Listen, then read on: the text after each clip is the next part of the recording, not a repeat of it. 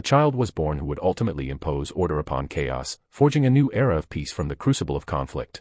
This was Tokugawa Ieyasu, originally Matsudaira Takechiyo, born on the 31st of January 1543, in Okazaki Castle, Mikawa Province. His arrival into the world was not heralded by auspicious omens easily discernible to all, but the era itself, the Sengoku Jidai or the Age of Warring States, cried out for a figure of singular strength and vision.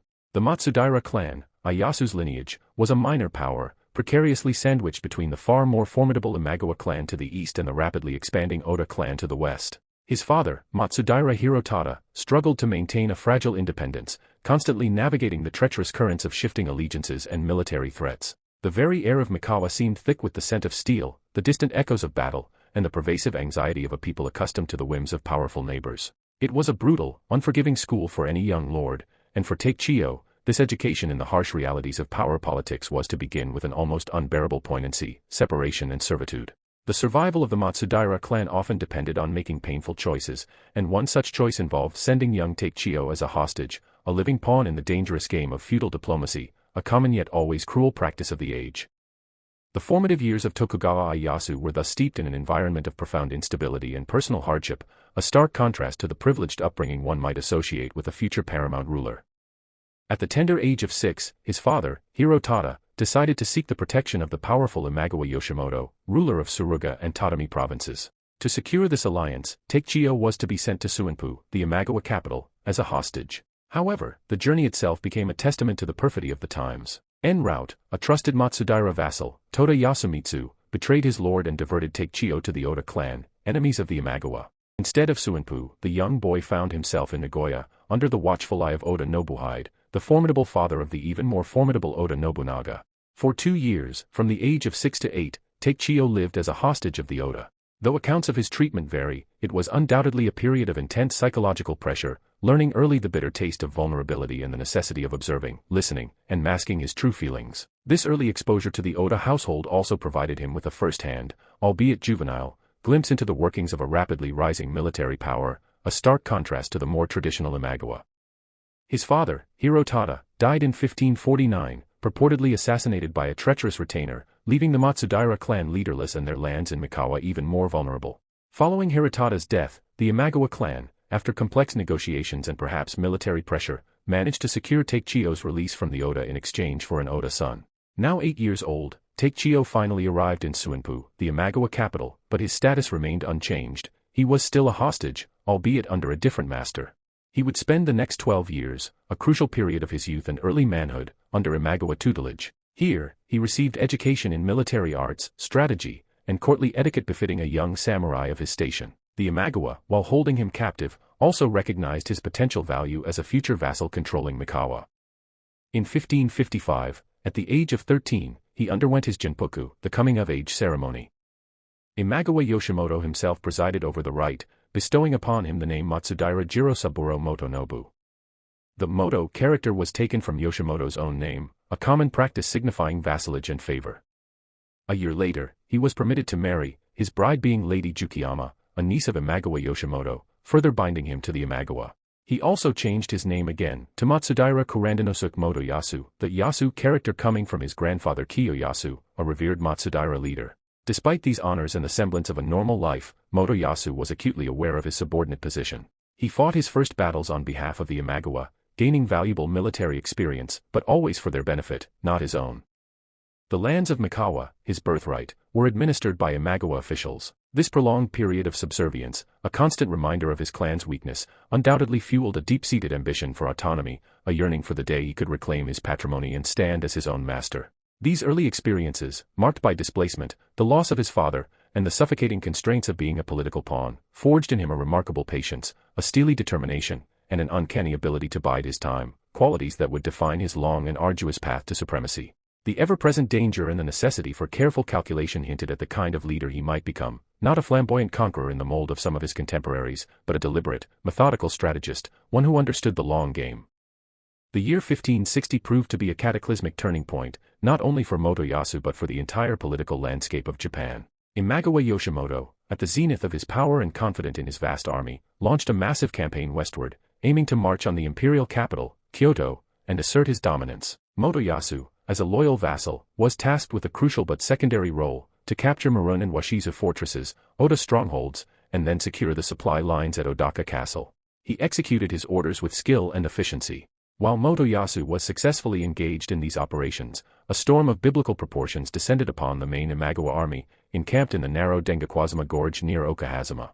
Under the cover of this torrential downpour, Oda Nobunaga, then a relatively minor daimyo but a military genius of audacious vision, launched a surprise attack with a vastly outnumbered force. The result was a stunning rout.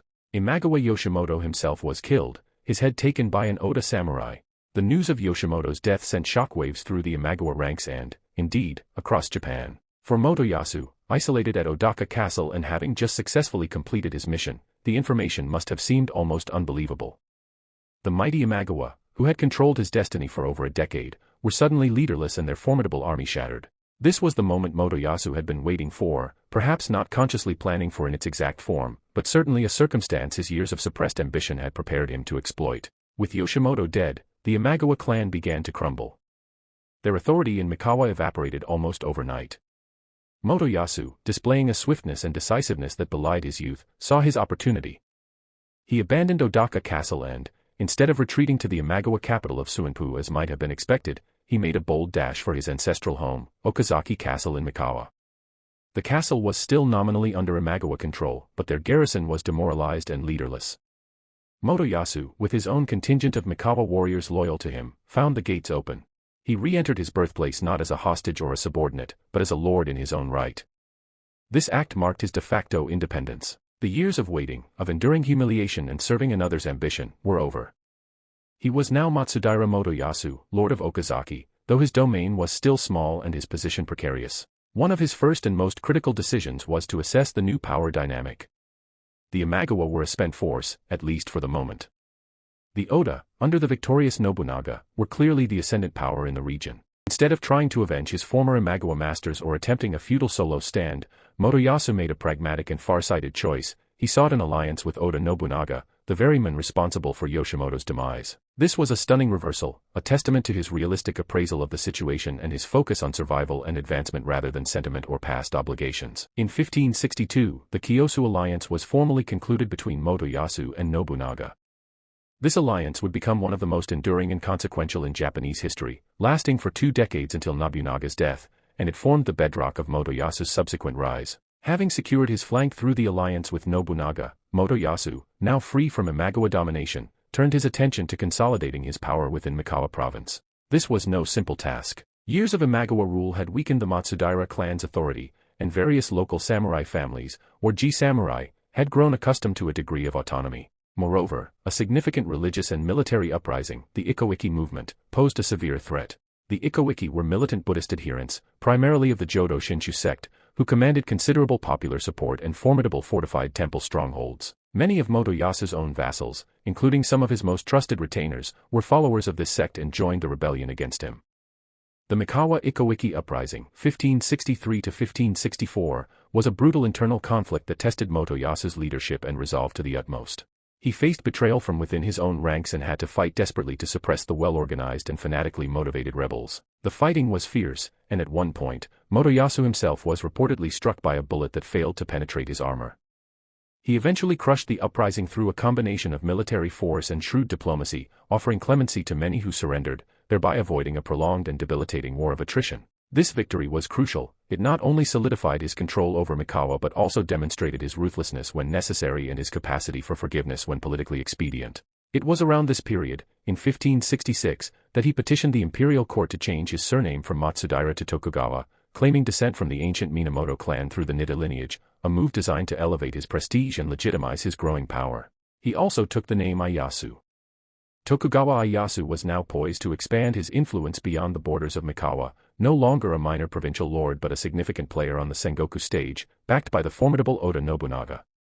His core attributes, patience honed by years as a hostage, strategic thinking sharpened by constant peril, and a pragmatic approach to alliances and conflict, were now clearly manifest. The alliance with Oda Nobunaga, formally established as the Kyosu Alliance, was the cornerstone of Ieyasu's strategy for the next 2 decades. It was an unequal partnership, with Nobunaga clearly the senior and more powerful figure, but it was mutually beneficial. For Nobunaga, Ieyasu secured his eastern flank, allowing him to concentrate on his campaigns to the west, towards Kyoto and central Japan. For Ieyasu, the alliance provided protection from other powerful neighbors and a share in the spoils of Nobunaga's victories, enabling him to gradually expand his own domain. Ieyasu faithfully fulfilled his obligations, participating in many of Nobunaga's major campaigns. He played a key role in the Inegawa campaign, 1570, against the Asakura and Azai clans, where his forces fought valiantly and helped secure a crucial victory for Nobunaga. This battle was a brutal affair, and Ieyasu's men, the Mikawa samurai, earned a reputation for their ferocity and discipline.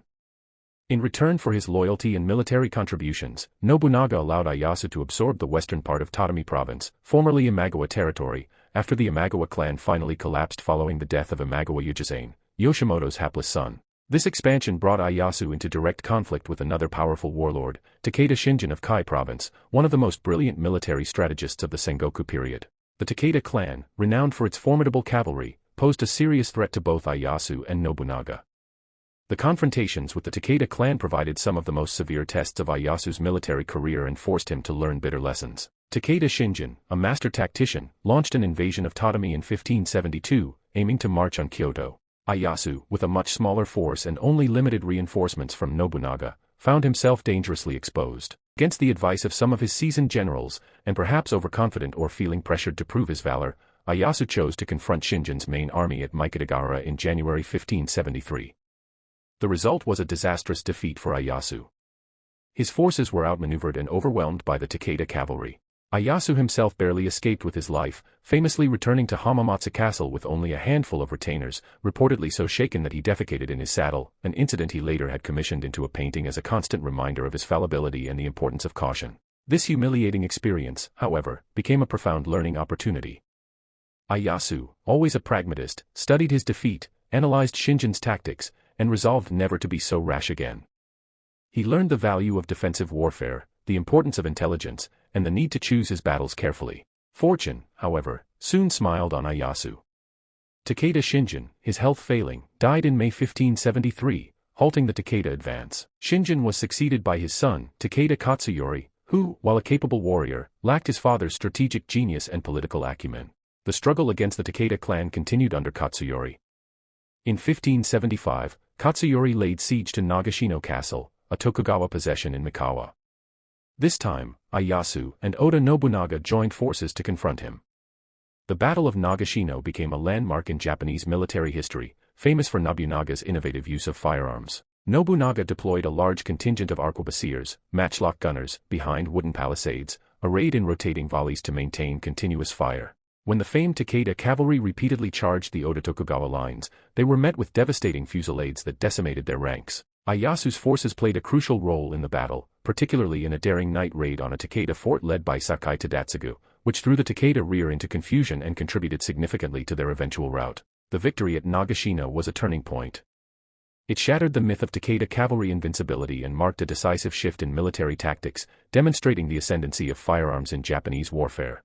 For Ieyasu, it was a measure of revenge for Mikitagawa and a significant step in securing his eastern territories. Throughout these tumultuous years, Ieyasu relied heavily on a core group of exceptionally loyal and capable retainers, often referred to as his Four Heavenly Kings, Tokugawa Shiteno Honda Tadakatsu, renowned for his martial prowess and never being wounded in battle despite fighting in over 50 major engagements. 2 Naomasa, a fierce warrior known for his red lacquered armor and his Red Devils shock troops. Sakakibara Yasumasa, a skilled commander and diplomat, and Sakai Tadetsugu, the eldest and a veteran strategist. These men, along with others like Ishikawa Kazumasa and Tori Mototada, formed the backbone of his administration and military machine, their loyalty often tested and proven in the crucible of war. However, Ieyasu's relationship with Nobunaga, while politically expedient, was not without its strains. In 1579, a dark shadow fell upon Ieyasu's personal life. Nobunaga came to suspect Ieyasu's wife, Lady Jukiyama, and his eldest son and heir, Nobuyasu, of conspiring with the Takeda clan. The evidence was flimsy, possibly stemming from internal Matsudaira family disputes or the machinations of Nobunaga's daughter, Tokuhime, who was married to Nobuyasu and unhappy in the marriage. Regardless of the truth, Nobunaga, known for his ruthlessness, demanded that Ieyasu deal with the alleged traitors. Caught in an impossible position, to defy Nobunaga meant certain war and likely destruction, while to obey meant sacrificing his own family. Ieyasu made a brutal choice. Lady Jukiyama was executed, and Nobuyasu was ordered to commit seppuku, ritual suicide. This tragic episode, often glossed over, reveals the terrible personal cost of power in the Sengoku Jidai and the extreme pressures Ieyasu faced. It also demonstrated, in the starkest terms, his commitment to the Oda alliance, even at the expense of his own blood, a decision that must have haunted him but which he likely saw as a grim necessity for his clan's survival and his own long-term ambitions. This painful sacrifice further cemented his reputation for cold, calculating pragmatism, a man capable of making unspeakably difficult decisions for the sake of his ultimate goals. The alliance with Nobunaga, despite its personal costs, continued to propel Ieyasu forward. By the early 1580s, Oda Nobunaga was at the height of his power, having subjugated much of central Japan. Ieyasu, as his most important ally, had also significantly expanded his domains, controlling Mikawa, Tatami, and Suruga provinces. The Takeda clan, after their defeat at Nagashino and subsequent internal problems, was finally destroyed by a combined Oda-Tokugawa campaign in 1582, with Takeda Katsuyori committing suicide. Ieyasu was rewarded with Suruga province for his efforts. It seemed that Nobunaga was on the verge of unifying the entire country. However, the volatile nature of the Sengoku Jidai had one more shocking twist in store. In June 1582, while Nobunaga was staying at Honnoji Temple in Kyoto with only a small retinue of guards, he was betrayed and attacked by one of his own leading generals, Akechi Mitsuhide. Surrounded and overwhelmed, Oda Nobunaga perished in the flames of the temple, either by committing seppuku or being killed in the assault. His death threw Japan once again into turmoil.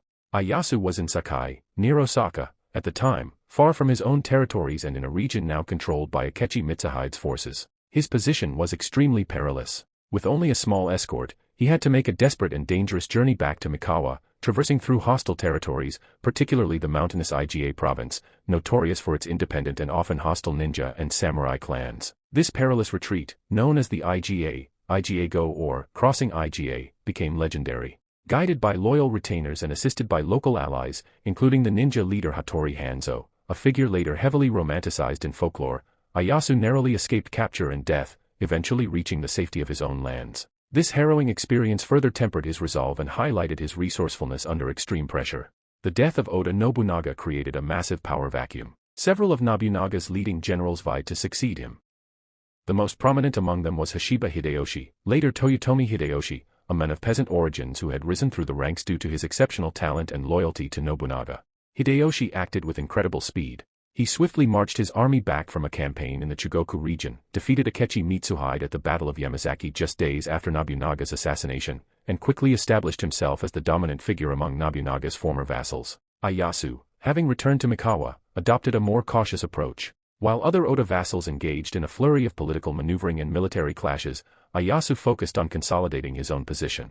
He absorbed Kai and Shinano provinces, former Takeda territories that had fallen into chaos after Nobunaga's death, further strengthening his already considerable domain. He watched as Hideyoshi systematically eliminated or subjugated his rivals, including Shibata Katsui, another of Nobunaga's senior commanders, at the Battle of Shizugatake in 1583. By 1584, Hideyoshi's supremacy was becoming increasingly apparent, but Ieyasu was not yet ready to simply bow his head. He represented one of the last major independent forces capable of challenging Hideyoshi's ascent. This led to the Komaki Nagakute campaign, 1584. Ieyasu, allied with Oda Nobukatsu, Nobunaga's second son, who felt marginalized by Hideyoshi, confronted Hideyoshi's much larger forces. The campaign was a complex series of maneuvers and skirmishes rather than a single decisive battle. At the Battle of Nagakute, Ieyasu's forces achieved a notable tactical victory, inflicting significant casualties on a detached portion of Hideyoshi's army and killing one of Hideyoshi's key commanders, Ikeda Tsuneyoki. Despite the tactical success at Nagakute, Ieyasu recognized the strategic reality. Hideyoshi commanded far greater resources and a broader coalition of support. A prolonged war would likely be ruinous for Ieyasu, even if he won occasional battles. Oda Nobukatsu, Ieyasu's principal ally in the campaign, eventually made a separate peace with Hideyoshi, leaving Ieyasu in an isolated position. True to his pragmatic nature, Ieyasu chose negotiation over a fight to the death. A political settlement was reached. While Ieyasu did not suffer a military defeat, he acknowledged Hideyoshi's preeminence. He sent his second son, Ojimaru, later Yuki Hideyasu, as a hostage to Hideyoshi, a bitter echo of his own childhood, but a necessary political gesture. In return, Hideyoshi confirmed Ieyasu's existing domains. For a few years, Ieyasu maintained a degree of autonomy, but Hideyoshi continued to consolidate his power, receiving the title of Kampuku, Imperial Regent, in 1585 and then Daijo Daijin, Chancellor of the Realm, in 1586, effectively becoming the ruler of Japan. In 1586, after much diplomatic pressure and symbolic gestures of goodwill from Hideyoshi, including Hideyoshi sending his own mother as a hostage to Ieyasu and marrying his younger sister, Asahihime, to him, Ieyasu finally traveled to Osaka and formally pledged his allegiance to Hideyoshi. This submission, while perhaps galling to Ieyasu's pride, was a masterstroke of political calculation. He had tested Hideyoshi's strength, secured favorable terms, and now, by becoming a principal vassal of the new ruler, he positioned himself for future opportunities. Hideyoshi, for his part, recognized Ieyasu's power and ability and treated him with respect, making him one of his most important subordinates. The next major shift in Ieyasu's fortunes came in 1590. Hideyoshi launched a massive campaign to eliminate the Hojo clan of Odawara, the last major independent daimyo family resisting his unification of Japan. Ieyasu and his forces played a significant role in the long siege of Odawara Castle. After the Hojo surrendered, Hideyoshi made a monumental decision that would profoundly shape Ieyasu's future and the destiny of Japan. He ordered Ieyasu to relinquish his ancestral domains in Mikawa, Tatami, Suruga, Kai, and Shinano, and to accept in their place the 8 provinces of the Kanto region, centered on the undeveloped, marshy area of Edo. This transfer to the Kanto was, on the surface, a move by Hideyoshi to distance a powerful and potentially dangerous vassal from the political center of Kyoto and Osaka, and to place him in a less developed region. The Kanto was vast, but it was also far from Ieyasu's traditional power base and filled with samurai retainers of the recently defeated Hojo who might prove disloyal. Many of Ieyasu's followers were dismayed by the order, seeing it as a form of exile or a deliberate attempt to weaken him. However, Ieyasu, ever the long-term strategist, accepted the transfer without open protest. He saw the immense potential of the Kanto. It was a large, fertile plain capable of supporting a huge population and generating vast agricultural wealth. While Edo was then a small fishing village surrounded by swamps, Ieyasu recognized its strategic location, with a good harbor and defensible terrain. He threw himself into the task of developing his new domain with characteristic energy and meticulous planning. He initiated large-scale land reclamation projects, improved infrastructure, reorganized the administration, and systematically brought the local samurai under his control, rewarding loyalty and efficiently managing his new, vast territory. He began the process of transforming Edo into a major castle town, laying the foundations for what would eventually become the largest city in the world, Tokyo. While serving Hideyoshi loyally in public, participating in his ill-fated invasions of Korea, 1592 to 1598, by contributing troops and resources, though Ieyasu himself managed to avoid personally going to Korea, a testament to his political maneuvering or perhaps Hideyoshi's desire to keep him in Japan as a stabilizing force, Ieyasu was quietly building an almost unassailable economic and military power base in the Kanto. He was biding his time, accumulating resources, and observing the aging Hideyoshi, whose health was beginning to fail and whose judgment was increasingly erratic, particularly regarding the Korean campaigns and the issue of his succession. Ieyasu was playing the long game, a game he had mastered through decades of patience and careful calculation. The Kanto, initially perceived by some as a setback, was in fact becoming the crucible of his ultimate ascendancy. The death of Toyotomi Hideyoshi in September 1598 marked the beginning of the end of the fragile peace he had imposed upon Japan. Before his passing, Hideyoshi, deeply concerned about the future of his young son and heir, Toyotomi Hideyori, then only 5 years old, established a council of 5 elders, Gotero, to govern until Hideyori came of age. Tokugawa Ieyasu was the most powerful and influential member of this council, which also included Maeda Tashi, Mori Teramoto, Yukita Hidei, and Yasuji Kagekatsu. Alongside the elders, Hideyoshi appointed a board of 5 commissioners, Gobugyo, led by Ishida Mitsunari, to handle administrative affairs. Hideyoshi extracted oaths of loyalty from all these powerful figures, making them swear to protect Hideyori and uphold the Toyotomi regime. However, the ink on these oaths was barely dry before the underlying tensions and rivalries among the great lords began to surface. Ishida Mitsunari, a brilliant administrator but also a man perceived as arrogant and inflexible by many of the more battle-hardened samurai lords, quickly emerged as Ieyasu's chief antagonist. Mitsunari was fiercely loyal to the memory of Hideyoshi and the Toyotomi cause, and he deeply distrusted Ieyasu, viewing him as a cunning opportunist who would inevitably try to usurp power. Ieyasu, for his part, did little to allay these suspicions. He began to act with increasing independence, forming political alliances through strategic marriages, which Hideyoshi had forbidden without his consent, and subtly undermining the authority of the council and commissioners. He presented himself as a senior statesman concerned with stability, while quietly gathering support among daimyo who chafed under Mitsunari's influence or who saw Ieyasu as the most capable leader to guide Japan. The initial check on Ieyasu's ambitions was Maeda Tashi, another respected elder who commanded considerable authority and was also committed to Hideyori's cause. As long as Tashi lived, a fragile balance of power was maintained. However, Maeda Tashi died in 1599, just a year after Hideyoshi. His death removed a crucial restraining influence, and the political situation rapidly deteriorated. Almost immediately, several anti-Mitsunari daimyo, including some of Hideyoshi's former loyal generals who despised Mitsunari's bureaucratic style, conspired to assassinate him. Mitsunari was forced to seek refuge, ironically, in Ieyasu's mansion.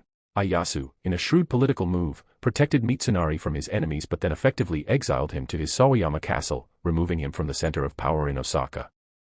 With Mitsunari temporarily sidelined and Tashi gone, Ieyasu's influence grew unchecked. He moved into Osaka Castle, the Toyotomi stronghold, ostensibly to protect the young Hideyori, but in reality, he began to govern as if he were the regent himself. This blatant accumulation of power alarmed Mitsunari and other Toyotomi loyalists. By 1600, Japan was irrevocably dividing into two armed camps. The Western Army, loyal to the Toyotomi cause and nominally led by Mori Teramoto, another of the five elders, though largely a figurehead, was orchestrated by Ishida Mitsunari.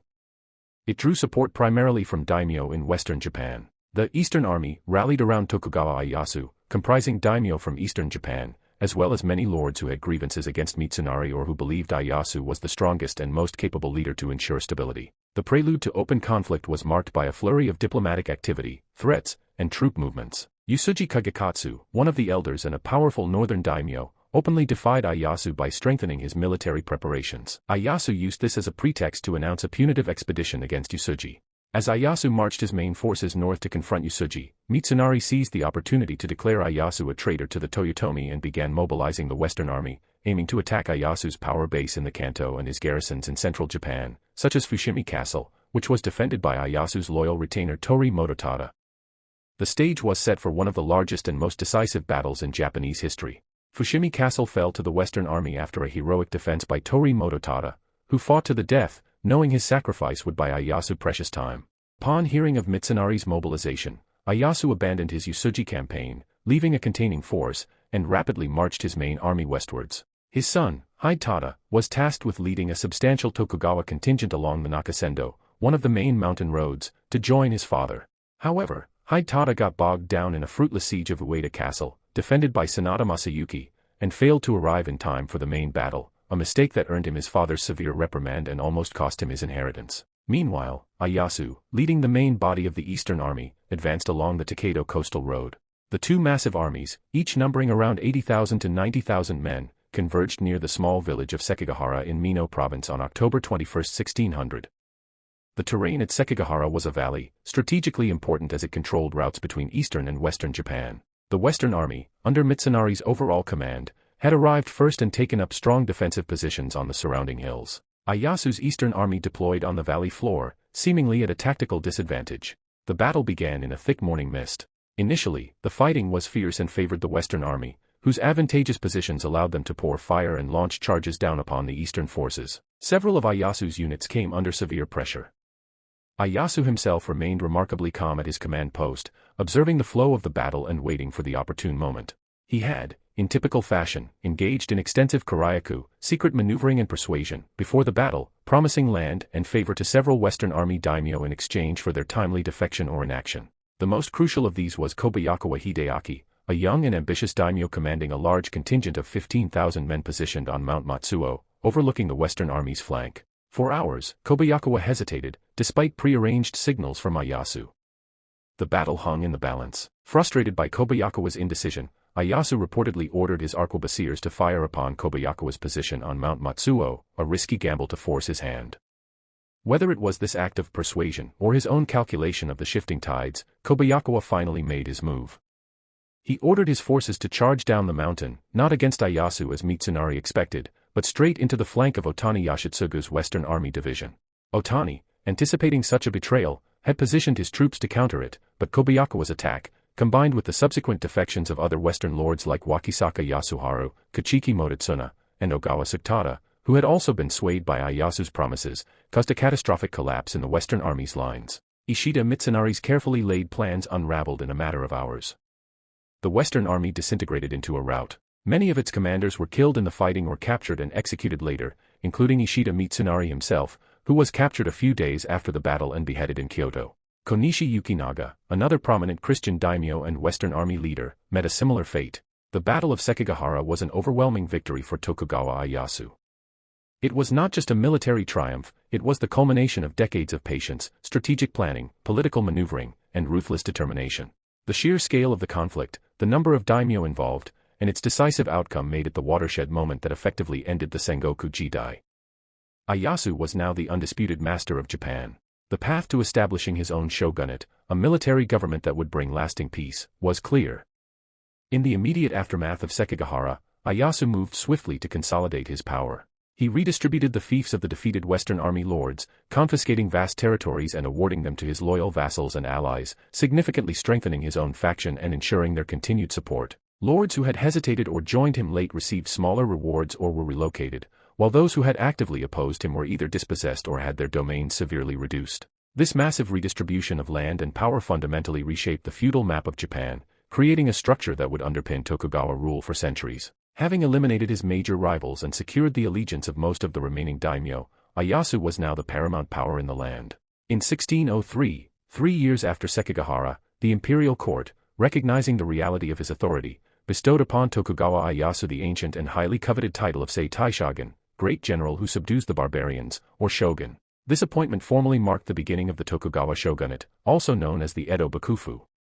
Ieyasu established his shogunal capital in Edo, the city he had been patiently developing in the Kanto, deliberately distancing his government from the imperial court in Kyoto and the old power centers of western Japan. Edo quickly began to grow into a major political and economic hub. However, Ieyasu was already 60 years old when he became shogun, an advanced age for that era. He was keenly aware of the importance of ensuring a smooth succession to prevent the kind of power struggles that had followed the deaths of Nobunaga and Hideyoshi. To this end, in a move that demonstrated his characteristic foresight, Ieyasu abdicated the position of shogun in 1605, only 2 years after assuming it, in favor of his third son, Tokugawa Hidetada. Hidetada had earned his father's ire for his tardiness at Sekigahara, but Ieyasu ultimately chose him as his successor over his other sons for various reasons, including Hidetada's steadier, if less brilliant, temperament, which Ieyasu perhaps saw as better suited for maintaining the peace he had established. By abdicating while still in robust health and full command of his faculties, Ieyasu could oversee the transition, guide his son, and ensure that the mechanisms of the shogunate were firmly in place. Though Hidetada was now officially shogun, Ieyasu did not retire from power. He moved to Suinpu Castle in Suruga, his childhood home under the Imagawa, and ruled from behind the scenes as Ogasho, retired shogun. In practice, he retained ultimate authority, continuing to direct major policy decisions and oversee the consolidation of the Tokugawa regime. He focused on creating a stable administrative and legal framework for his government, issuing laws such as the Byukushohado, laws for the military houses, which regulated the conduct and obligations of the daimyo, restricting their ability to build fortifications, form alliances, or move troops without shogunal approval. These measures were designed to prevent any resurgence of regional power that could challenge the central authority of the shogun. Ieyasu also initiated policies that would shape Japanese society for centuries, including the formalization of a rigid class structure, Shirnokeosho, samurai, farmers, artisans, merchants, and the beginnings of policies that would later lead to national seclusion, sakoku. He also promoted trade, initially even with foreign powers like England and Holland, seeking to enrich the shogunate and gain access to Western technology, particularly firearms and shipbuilding techniques. Despite his overwhelming power, one final threat to Tokugawa supremacy remained: the Toyotomi clan, specifically Toyotomi Hideyori, Hideyoshi's son and heir, who still resided in the formidable Osaka castle with his mother, Yotodano, Nobunaga's niece and Hideyoshi's concubine. As Hideyori grew older, Osaka Castle became a rallying point for ronin, masterless samurai, and disaffected daimyo who had lost their lands after Sekigahara and harbored hopes of restoring the Toyotomi to power. Ieyasu, ever vigilant, viewed Osaka as a festering sore that could potentially reignite the flames of war. He sought various pretexts to provoke a confrontation. An incident involving an inscription on a temple bell at Hokoji, a temple rebuilt by Hideyori, provided the casus belli Ieyasu needed. The inscription contained characters that Ieyasu's scholars, or Ieyasu himself, interpreted as a curse upon him and a prayer for the Toyotomi's prosperity. This, combined with Hideyori's accumulation of ronin and supplies, led Ieyasu to mobilize his forces for a final showdown. The siege of Osaka occurred in 2 main phases. The Winter Campaign, 1614, saw a massive Tokugawa army, reportedly numbering up to 200,000 men, surround Osaka Castle. Osaka was one of the strongest fortresses in Japan, defended by a determined garrison that included many skilled warriors like Sanada Yukimura, son of Sanada Masayuki, who had delayed Hidetada. The initial Tokugawa assaults were repulsed with heavy losses. Ieyasu then resorted to negotiation, coupled with intense cannon bombardment, some of which targeted Yododano's quarters, terrifying her into seeking peace. A truce was agreed upon, under which the Toyotomi were allowed to keep Osaka Castle, but its outer and middle moats were to be filled in, ostensibly as a sign of peace. However, Tokugawa forces, under the guise of fulfilling the agreement, not only filled the outer moats but also began to fill the inner moat and demolish parts of the outer walls, significantly weakening the castle's defenses. The Toyotomi side, realizing they had been tricked and that their fortress was now vulnerable, began to redig the moats and prepare for renewed hostilities. This gave Ieyasu the justification he needed to launch the summer campaign, 1615. This time, the fighting was even more desperate. The Toyotomi forces, led by brave commanders like Sanada Yukimura and Mori Katsunaga, launched several fierce counterattacks, at one point even breaking through the Tokugawa lines and threatening Ieyasu's own headquarters. Sanada Yukimura, in a legendary display of valor, launched 3 separate charges against the Tokugawa forces, inflicting heavy casualties before finally being overwhelmed and killed. Despite these heroic efforts, the numerical and logistical superiority of the Tokugawa was insurmountable. Osaka Castle eventually fell, consumed by flames. Toyotomi Hideyori and his mother, Yododano, committed suicide within the burning fortress, bringing the Toyotomi lineage to an end. With the fall of Osaka and the elimination of the last vestiges of Toyotomi resistance, Tokugawa Ieyasu's authority was absolute. He had finally achieved his lifelong ambition, not just personal power, but the unification of Japan under a stable, centralized government that he had meticulously crafted. The long, bloody Sengoku Jidai was well and truly over. A new era, the Edo period, characterized by over 2.5 centuries of relative peace and stability known as the Pax Tokugawa, had begun. With his life's work complete and his legacy secured, Tokugawa Ieyasu's health began to decline. In early 1616, he fell ill, possibly from stomach cancer or complications from an old war wound exacerbated by consuming his favorite dish, tempura made with sea bream. As his condition worsened, he summoned his closest advisors and family members, including his son Shogun Hidetada, to his bedside at Suinpu Castle. He gave them his final instructions regarding the governance of the realm and the future of the Tokugawa shogunate.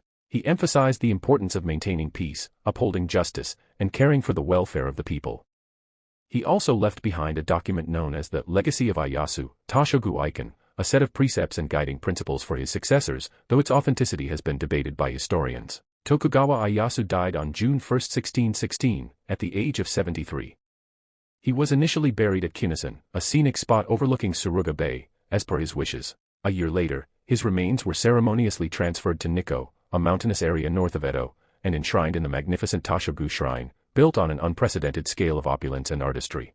He was posthumously deified with the title Tasho Daigongen, Great Gongen, Light of the East, a Gongen being a Shinto kami, deity, who was originally a Buddha or Bodhisattva, reflecting the syncretic nature of Japanese religion at the time. This deification elevated Ieyasu beyond the realm of mere mortals, transforming him into a divine protector of Japan and the Tokugawa shogunate. The impact of Tokugawa Ieyasu on Japanese history is immeasurable.